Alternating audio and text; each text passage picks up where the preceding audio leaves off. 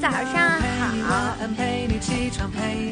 我现在呢，这边是南昌的早上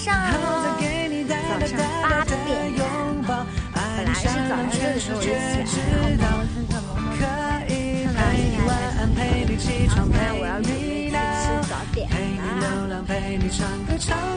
今天小熊出行呢，就是交通工具是地铁哦。我们现在来到了地铁站哦，准备去吃早点的路上。